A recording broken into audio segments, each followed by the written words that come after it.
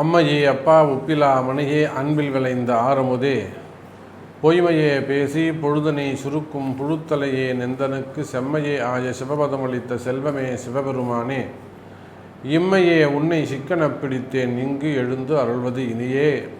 எல்லாமல்ல அம்மையப்பனுடைய திருவருள் துணை கொண்டு உலகம் முழுவதும் வாழக்கூடிய ஸ்ரீ குபேரன் டிவி நேயர்கள் அனைவருக்கும் உங்கள் தாம்பரம் ஸ்ரீ வாராகி ஈசனேசன் சுவாமியுடைய நல்லாசிகள், வாழ்த்துக்கள். ஜெய் வாராகி, ஜெய் ஜெய் வாராகி.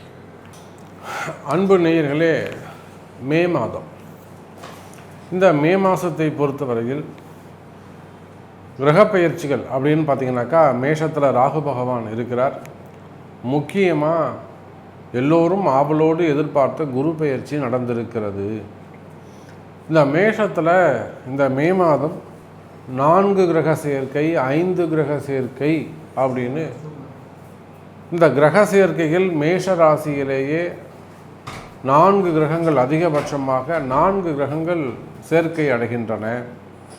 யார் யார்? சூரிய பகவான் ஃபஸ்ட்டு மே மாதம் ஒரு 15 தேதி வரலும் சூரியன் அங்கே தான் இருக்கார், புதன் அங்கே தான் இருக்கார், ராகு பகவான் அங்கே தான் இருக்கார். அதோடு மட்டுமல்ல, குருவும் அங்கே தான் இருக்கிறார். அப்போ காலபுருஷ தத்துவப்படி மேஷ ராசியில் 4 கிரகங்களும் சுக்கிரனும் செவ்வாயும் மிதுன ராசியில் இருக்கிறார்கள். அதே போல் எப்பொழுதும் போல கேது பகவான் உங்களுக்கு துலாம் ராசியில் வீற்றிருக்கிறார், சனி கும்பராசியில் வீற்றிருக்கிறார். இதில் ஒரே ஒரு பாயிண்டில் தான் இந்த மே மாதம் நீங்கள் யோசிக்கணும். சனி குரு தொடர்பு, சனி ராகு தொடர்பு, சனி சூரியன் தொடர்பு, இதெல்லாம் இந்த மே மாதம் ஃபஸ்ட்டு 15 நாள் நடக்க போகுது. இந்த ஃபஸ்ட்டு 15 நாள் நடக்கக்கூடிய இந்த கிரக சேர்க்கையால் எந்தெந்த பிரிவை சேர்ந்தவங்களுக்கு என்ன மாதிரியான தொழில் செய்யக்கூடியவங்களுக்கெல்லாம் நல்ல முன்னேற்றம் ஏற்பட போகுது, யாருக்கெல்லாம் வளர்ச்சி அடைய போகுது அப்படிங்கிறத நம்ம பார்ப்போம். அப்போது பார்க்கின்ற பொழுது முதல்ல தொழில் வளத்தை தான் நம்ம பார்ப்போம். இந்த சனியும் ராகுவும் சேர்ந்தால், சனியும் குருவும் சேர்ந்தால் எங்கே மேஷத்தில் இருக்கிறார்கள். அப்போது உங்களுக்கு எப்படி இருக்கும் அப்படின்னு சொல்லுகின்ற பொழுது நீங்கள் எந்த தொழில் சாமி, வருமானம் எப்படி சாமி இருக்கும், தொழில்துறைகள் எப்படி சாமி இருக்கும். நான் அரசியலிலும் இருக்கேன், அதே சமயத்தில் மெயினாக தொழில் நல்லா பண்ணிக்கிறேங்க சாமி, அரசியலில் உள்ளே போனவங்க சரிப்பட்ட வரல, கொஞ்சம் வெளியிலேருந்து சப்போர்ட் பண்ணிக்கிட்டு இருக்கேன். இல்லை சாமி, நான் தொழில் பிஸ்னஸ் பண்ணிக்கிட்டு இருந்தேன், அரசியலுக்குள்ளே என்ட்ரானேன், நல்லா தூக்கி விட்டுடுத்து சாமி, இப்போ பிஸ்னஸ்லாம் வேற ஆளாக பார்க்க சொல்லிட்டேன், நான் முழு நேரம் அரசியலை கவனிக்கிறேன், அல்லது நான் முழு நேரம் சினிமா துறையை சந்திக்கிறேன். அப்போ இந்த மாதிரி நீங்கள் எந்த தொழில் செய்பவராக இருந்தாலும் சரிதான், தொழில்துறையை பொறுத்தவரை அது ஒரு சின்ன ஆஃபீஸ் வச்சு நடத்தக்கூடியவங்களாக இருக்கலாம், ஒரு சின்ன ஆஃபீஸ் வச்சு நடத்தக்கூடியவங்களாக இருக்கலாம், ஒரு பெரிய கம்பெனியாக இருக்கலாம், ஒரு 10 பேர் வேலை செய்யக்கூடிய கம்பெனி, 100 பேர் வேலை செய்யக்கூடிய கம்பெனி, அல்லது தனிப்பட்ட 2 பேர் வச்சு நடத்தக்கூடிய கடைகள், ஒரு வெல்டிங் ஷாப்பாக இருக்கலாம், அல்லது ஒரு பியூட்டிஷியனாக இருக்கலாம், அல்லது சிறு சிறு கடைகள், வியாபாரங்கள், வியாபார ஸ்தலங்கள், export import company, leather company ஆகட்டும், கார்மெண்ட்ஸ் ஆகட்டும், எக்ஸ்போர்ட் இம்போர்ட் கம்பெனி வச்சு நடத்தக்கூடிய பெரிய பெரிய ஃபேக்ட்ரி வச்சு பெரிய தொழிற்சாலைகள், அதே போல் ஸ்மால் ஸ்கேல் இண்டஸ்ட்ரி, பெரிய manufacturing units, packing material units, industrial estates, குறிப்பாக ஷேர் மார்க்கெட், அந்த பங்குச்சந்தை, இதை நம்ம கண்டிப்பாக சொல்லியே ஆகணும் ஷேர் மார்க்கெட்டை பொறுத்த வரைக்கும். ஏன்னா எத்தனையோ அன்பர்கள், நம்மள எத்தனையோ கிளைண்ட்ஸ் இந்த உள்நாட்டில் வெளிநாட்டில் இந்த ஷேர் மார்க்கெட்டில் நல்ல நல்ல லாபம் சம்பாரிச்சுக்கிட்டு இருந்தவங்களுக்கு கூட நம்பிக்கையாக உள்ளே போயிருப்பாங்க. ஆனால் அவங்களுக்கு லாபம் எதிர்பார்த்தா ஏமாற்றமாக இருக்கும். அப்படியே ஷாக் அடித்த மாதிரி இருக்கும் அவங்களுக்கு. என்னடா அது இப்படி நம்ம வாழ்க்கையை இது புரட்டி போட்டுடுச்சு சாமி, நான் வேறு ஒன்று நினச்சேன், ஆனால் எனக்கு நடந்தது வேறு ஒன்றா இருக்குது. அப்போது ஷேர் மார்க்கெட், அதே போல் பெரிய பெரிய ஷோரூம்ஸ் வச்சு நடத்தக்கூடியவங்க, அது டெக்ஸ்டைலாக இருக்கலாம், கோல்டாக இருக்கலாம், அல்லது வெஹிக்கிள்ஸாக இருக்கலாம். அப்போது பெரிய ஷோரூம்ஸ் வச்சு நடத்தக்கூடியவர்கள், அதே போல் stock market, export import business பண்ணக்கூடியவங்க, கார்கோ பிஸ்னஸ் பண்ணக்கூடியவங்க, மெயினாக ஃபைனான்ஸ் பிஸ்னஸ் பண்ணக்கூடியவர்கள், பணங்காசு கொடுத்து வாங்கக்கூடியவர்கள் சிறிய அளவில் பெரிய அளவில். அதே போல் ட்ரஸ்ட்டு சம்மந்தப்பட்டது, அந்த ட்ரஸ்ட்டுக்கு ஃபண்டு ட்ரான்ஸ்ஃபர் பண்ணுறது, அதில் பெரிய பெரிய கமிஷன் பேசிக்கில், பெரிய அளவில் கமிஷன் பேசிக்கில் வேலை செய்யக்கூடியவர்கள். டெக்ஸ்டைல் பிஸ்னஸ் பண்ணக்கூடியவங்க, டெக்ஸ்டைல்ஸ் ஹோல்சேலாக இருக்கலாம், அல்லது மேனுஃபேக்சரிங்காக இருக்கலாம், த்ரெட்டாக இருக்கலாம், நூற்பாலைகளாக இருக்கலாம், பஞ்சு மில்லாக இருக்கலாம், பெரிய பெரிய மில்லு வச்சு நடத்தக்கூடியவர்கள், அது ஆயில் மில்லாக இருக்கலாம், காட்டன் மில்லாக இருக்கலாம், ரைஸ் மில்லாக இருக்கலாம், பெரிய பெரிய மில்லுங்க வச்சு நடத்தக்கூடியவர்கள். அதே போல் ஹோல்சேல் பிஸ்னஸ் பண்ணக்கூடியவங்க, விவசாயிகள், மெயினாக விவசாயம், தோட்டங்கள், பெரிய பெரிய தோட்டங்கள் வச்சு நடத்தக்கூடியவங்க, உற்பத்தி செய்யக்கூடியவர்கள். அதே போல் அந்த நிறைய தோட்டங்களை எடுத்து குத்தகை எடுத்து செய்யக்கூடிய ஏலக்காய் தோட்டம் அல்லது ஒரு கிராம்பு தோட்டம், அந்த மாதிரி பெரிய அளவில் தோட்டங்கள் எடுத்து விவசாயிங்க செய்யக்கூடியவர்கள். ஐடி ஃபீல்டு, டிரான்ஸ்போர்ட், மீடியா துறையில் ஒர்க் பண்ணக்கூடியவர்கள், சின்ன சின்ன யூடியூப்பாக இருக்கலாம், சேட்டலைட் சேனலாக இருக்கலாம். அப்போது மீடியா துறையில் ஒர்க் பண்ணக்கூடியவர்கள். அதே போல் டாக்டர்ஸ், ஹாஸ்பிட்டல்ஸ் வச்சு நடத்தக்கூடியவர்கள். இந்த ஹாஸ்பிட்டல்னால் நீங்கள் நிறைய ப்ராப்ளத்தில் இருந்துகிட்டு வருது, நமக்கு தெரியும். அதே போல் ஆடிட்டர்ஸ், மெயினாக ஸ்கூல் காலேஜஸ், ஸ்கூல் வச்சு நடத்தக்கூடியவங்க, காலேஜஸ் வச்சு நடத்தக்கூடியவங்க, பெரிய பெரிய கல்லூரிகள் வச்சு நடத்தக்கூடியவர்கள். எஜுகேஷன் செக்டர்ஸ், கல்வி நிறுவனங்கள். அப்போ இந்த மாதிரி இப்போ நான் ஒரு 4-5 சொல்லியிருக்கேன்னு வச்சுக்கோங்களேன். இதையும் தவிர்த்து இன்னும் பலவிதமான தொழில் செய்யக்கூடியவர்கள். அப்போ நீங்கள் எந்த தொழில் செய்பவராக இருந்தாலும் சரி தான், எனி பிஸ்னஸ், இது உள்நாட்டில் வேலை பிஸ்னஸ் பண்ணலாம், வெளிநாட்டில் பிஸ்னஸ் பண்ணலாம். அப்போ இந்த 4 கிரக சேர்க்கையால் இந்த மே மாதம் உங்களுக்கு இந்த வருமானத்தை பொறுத்தவரையில் சிறப்பானதாகவே இருக்கும். நிச்சயமாக ஒரு நல்ல அதிர்ஷ்டத்தை, நல்ல ஒரு முன்னேற்றத்தை கொடுக்கக்கூடியதாக இருக்கும். நீங்கள் நீண்ட நாள் எதிர்பார்க்கின்ற ஒரு வளர்ச்சி, நீங்கள் நீண்ட நாட்களாக எதிர்பார்க்கின்ற ஒரு வளர்ச்சி, அது கூட உங்களுக்கு அமைவதற்கு வாய்ப்புகள் உண்டு அன்பு நேயர்களே. அப்போது மகர ராசி என்பர்களே, இதில் மேற்சொன்ன விஷயங்களில் நீங்கள் எந்த தொழில் செய்பவராக இருந்தாலும் சரிதான். நிறைய டாபிக் நான் சொன்னேன். இப்போ எல்லாத்தையும் ஒரு 5 நிமிஷத்தில் 10 நிமிஷத்தில் மகர ராசிக்கு எல்லா சப்ஜெக்டையும் ஒருத்தருக்கு சொல்ல முடியுமானா, ஜோதிடம் சொல்ல முடியுமானா கஷ்டம்.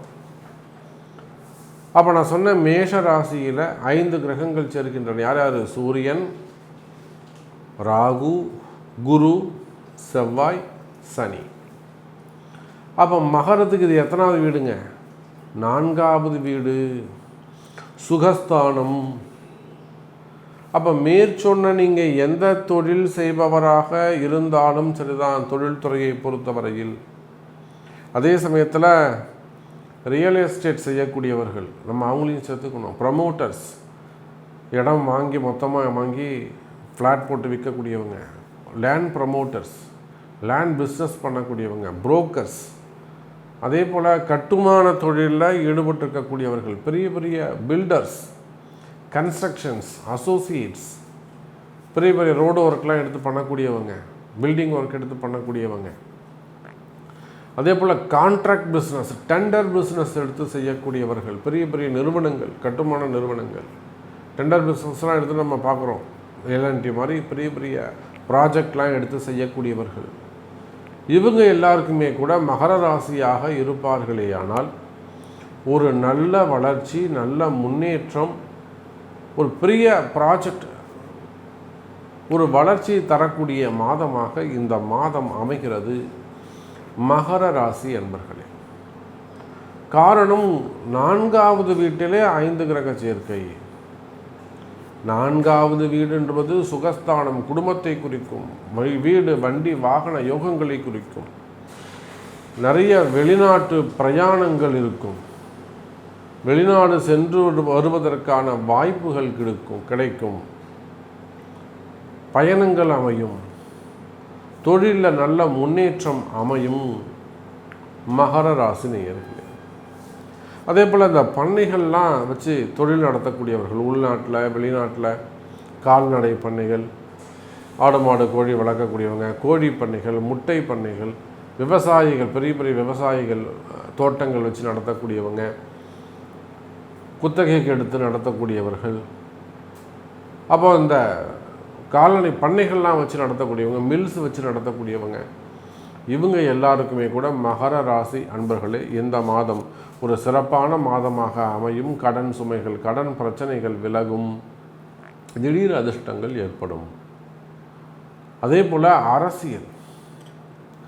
அரசியலை பொறுத்தவரையில் மகர ராசி அன்பர்களை இந்த 4 கிரக சேர்க்கை, சனியுடைய பார்வை உங்களுக்கு ஒரு மிகப்பெரிய யோகத்தை கொடுக்க போகுது.